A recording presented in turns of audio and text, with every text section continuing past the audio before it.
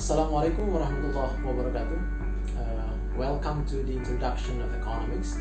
Today's discussion, we are going to elaborate more on the main perspectives of economics in understanding what's going on in the world right now. But before we start to these main perspectives, there's a interesting phenomenon that's going on right now. If we are looking into the development of economy around the world, we've seen an interesting fact that nowadays the biggest economy in the world is not the US anymore, but it's China's economy.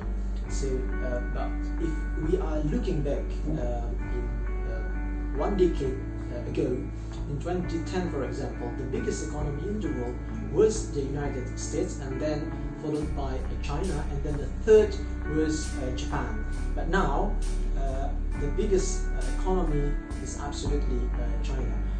And if you are looking into the future, in 2030 there is a prediction that the US will be no longer the biggest two.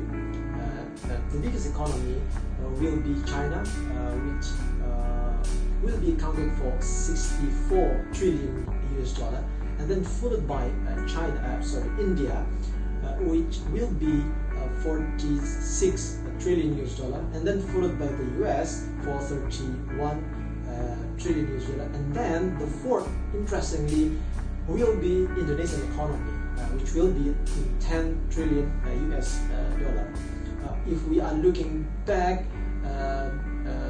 decade or even more, like more than 100 years ago, this is changing in the development of the economy. We are talking about the GDP, Gross Domestic Product, which measure the prosperity of one particular country compared to the others.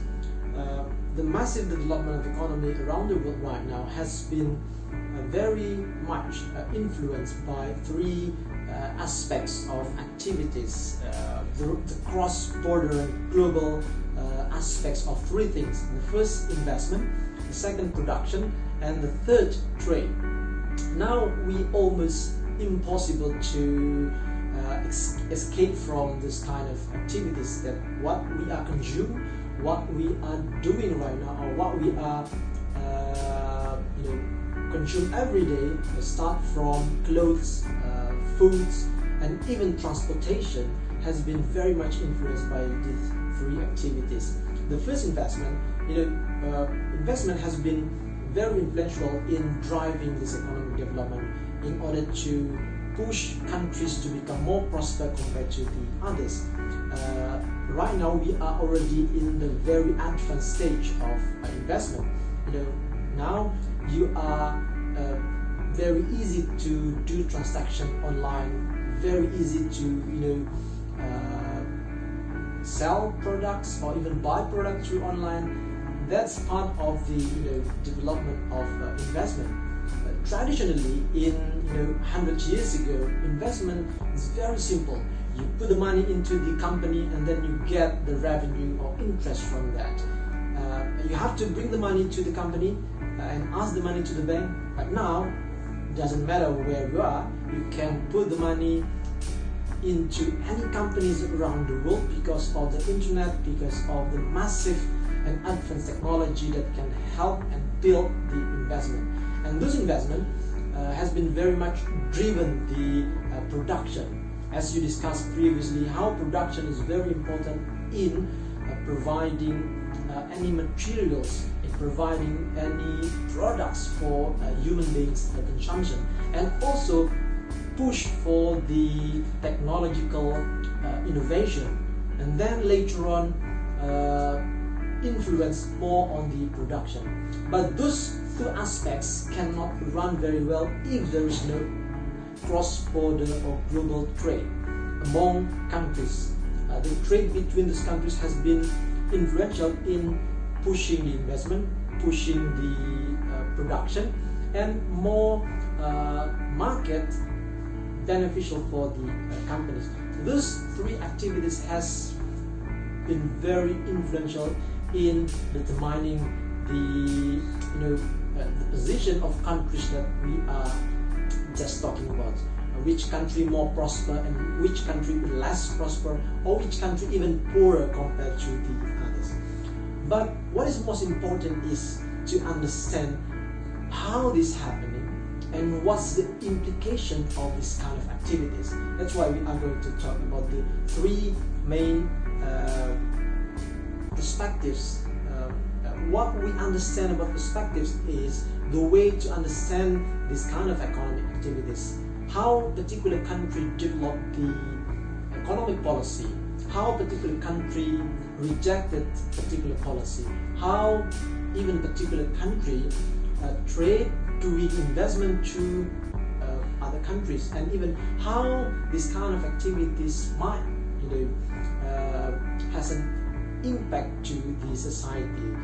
These perspectives has been very essential to understand what is going on around the world right now. The first perspective is what we call neoclassic and classic and neoclassic. This is the foundation of liberal economy, and the second Keynesian, and the third Maxian perspective of economy. Let's talk about the first perspective. Classic and neoclassic is the foundation of capitalism or liberal economy, as we know. Most of the countries in the world right now applying this sort of economic system. It's very difficult to find country except North Korea who not applying a capitalist system. Even China, a country with one political party of the People's Communist Party, applying capitalist system in its economy. So this is the largest economic system applied by most of the countries. What's the idea of classic and neoclassic? Economy has to be driven by free market. So if you want to do an economic activities, free market is very essential. You have to lower the barrier of economy. Free market means that you are doing economy based on the concept of supply and demand. If you're asking for the product, and then the seller will sell to you, and that's how the price also being determined. So that's why it's very important for the free of any economic activities being supported by the government. And self-ownership. Everybody should allow to sell and buy a product. So self-ownership means that nobody or even the state cannot limit individual to start doing business, because that might put a danger in economic activities. Everybody should allow to be part of the economic activities by allowing them to have a self-ownership. This is going back to the idea of freedom in the liberal ideas, that everybody is entitled to have a self-right and to have individual independent in doing and owning something without any limitation from the government. There are three factors that are very important in production according to this classic and neoclassic: capital, labor, and land. And this kind of production system has to be supported by entry and exit for free during the economic activities within the society. Accordingly, according to this classic and neoclassic, the state or the government is a problem actually. The lesser the rule of the government, the better. Why? Because the government might influence and might put some policies that can danger the economic activities, limit the economic activities, and that's not productive according to this perspective, because the government might able to put many barriers. If economy want to be advanced, want to be more productive, all regulations, all limitations have to be limited as less as possible. That's the first perspective. The second, what we call as a Keynesian. This is named after the British economist John Maynard Keynes. And by the way, The first perspective we were talking about has been very much influenced by also the British philosopher or economist during the 90s, Adam Smith, who wrote the fundamental book, The Wealth of Nations. But the second, Keynesian, is also a British economist who lived during around 19th century, who put some critics towards liberal economy. That self-regulating market is not absolutely right and absolutely beneficial. He then tried to explain how the fast and uncontrolled going of economic activities without any control of the government might be dangerous and put harm in many economic actors. Like, if you are driving a car or driving a motorbike in, let's say, ring road, right? You try to drive as fast as you can, let's say for around 200 kilos per hour. That's very, very fast. So what's going to happen? The possibility is you got an accident. You got a crash during driving. Why? Because driving a car too fast, it's allow you to less control of the wheel, less control of the steer. So it's likely to have a crash, likely to have an accident. That's what John Maynard Keynes explained in the economic activities. More production is good, but production without control, the very fast growing of economy without control, will be dangerous if there is no balance. That's why it might, this kind of very fast growing of economy someday might, allow to the failure of market.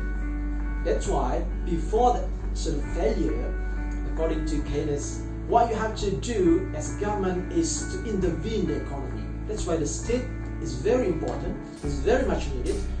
You have to balance the economic activities, the economic production, the growth of economy, with also the distribution of economy itself. That's why if there's a failure, you have to, for example, if the price is going too high, it will benefit the economic actors, but it will harm the consumer, the customers.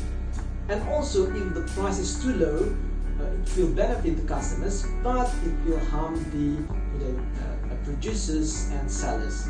So that's why what we have to do is to intervene the economy by the government policy. There are numbers of the government policies that sort of part of the intervention, like putting some incentive, giving some incentive directly or indirectly. Tax, for example, individual entitled to tax, businesses entitled to tax.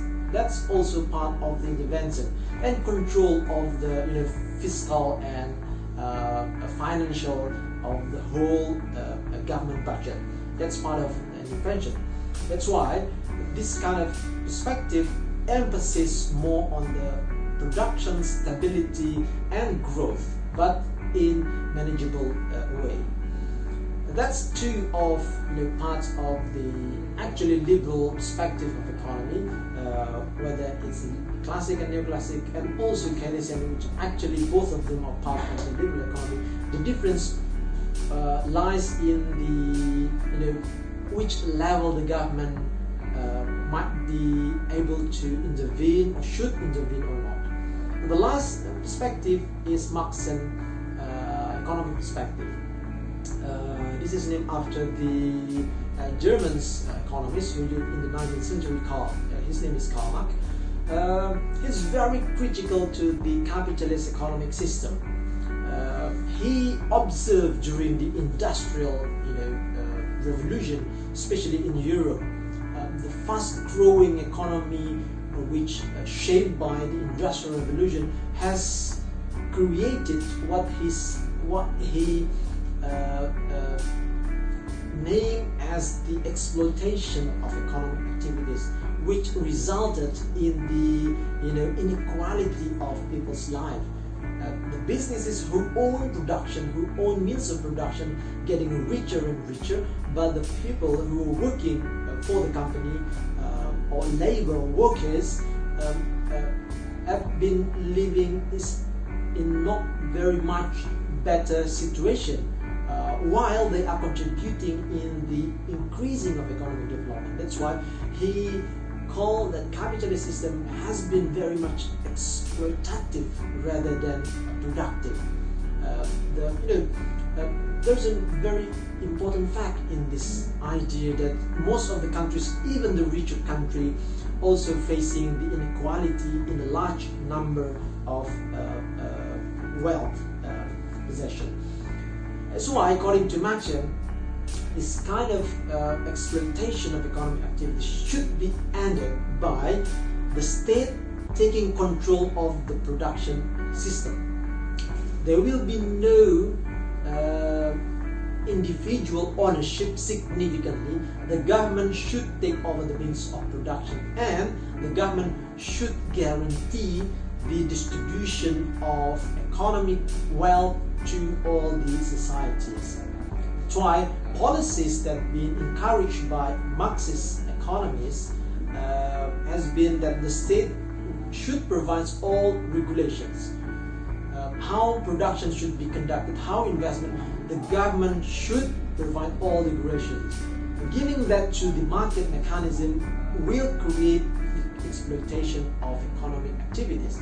And the second, economic actors make contract with the government. So, according to this perspective, the self-ownership of economic activities, that's the reason why inequality happened. That's the reason why many people are poor, especially who are working in the company, working in industrial sectors. That's why all those economic actors should be taken over by the government, and all of them have to be take contract with the government in order to prevent more damage to the economic activities.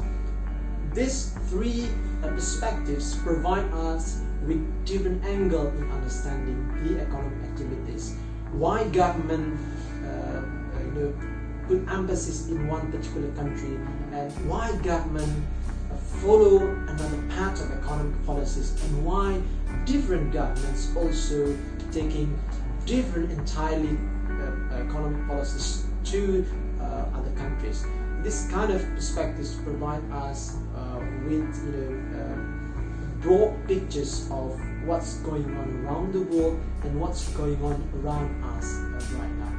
Well, thank you very much for your attention. See you in the next session. Assalamualaikum warahmatullahi wabarakatuh.